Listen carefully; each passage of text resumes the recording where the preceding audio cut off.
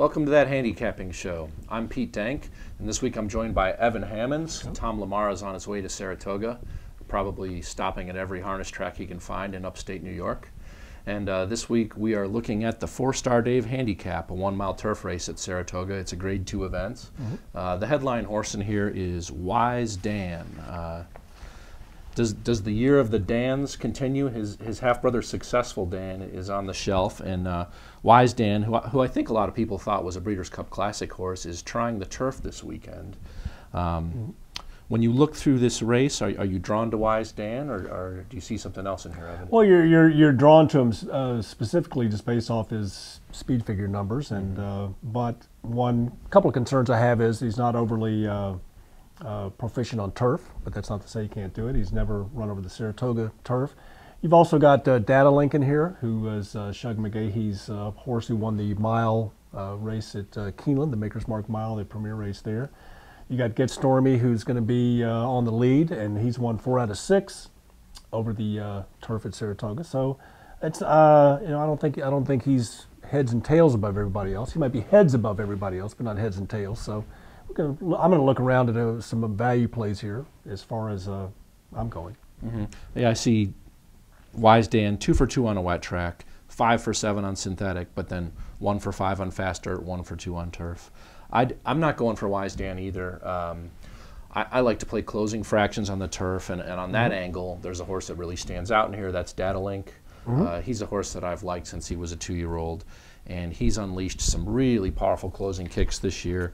I loved his race actually back in December when he wins a non-winners of 3 at Gulfstream, and there's been a real nice progression since then, with the only really off race being the Turf Classic at Churchill Downs. My trip notes indicate that race was a total throwout for Data Link. He was in behind horses. This is a horse that needs to get into clear and just unleash this furious late rally. So toss the Churchill effort on May 5th. If you key off the Maker's Mark at Keeneland, where he's coming home in 22-1, I think he's going to be really tough in here. All he needs is a clear path to the wire. His last at Monmouth, he went a 1 1/8, and he got a really fast pace to run at, and he won impressively, facing Get Stormy, who he also faces here. And he figures to get the pace here too. Yeah, so there is some speed in here. It's going to be a little cat and mouse game between John Velasquez on Wise Dan and Eddie Castro on Get Stormy in terms of who wants the front. It shouldn't be crazy. There's a few speed horses on the outside that could send.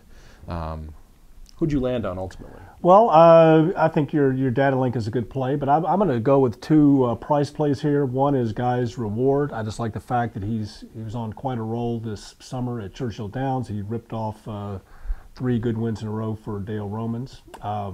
I just think he's a horse that's gotten really good this summer and can continue that on, probably be a nice price in here.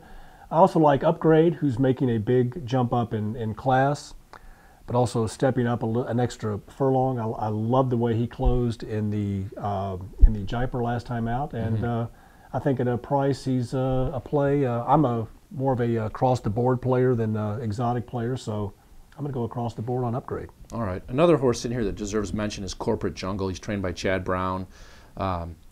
Started to get good. He's a 4-year-old Giants Causeway cull. He started to get good early this year, and they got ambitious. They shipped him to Hollywood Park for the Shoemaker Mile in his last. I actually bet him in there at 5-1, and I was really disappointed. I kind of think he failed the class test there. The race came home in 24 flat. He was in perfect position.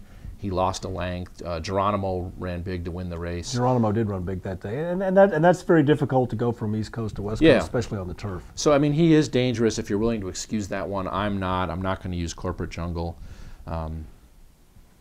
I'm gonna play Data Link up top and maybe save with Wise Dan just in case he transfers one of his big efforts to the lawn. So I think I'm looking at a win bet on Data Link. I'd love to get 3 or 4-1, and then if the exotic will pays allow, I'll do an exact 2-1. Okay. All right, so that's that handicapping show. I'm Pete, and for Evan, have a good week. We thank Briss for the PPs, and good luck at the track.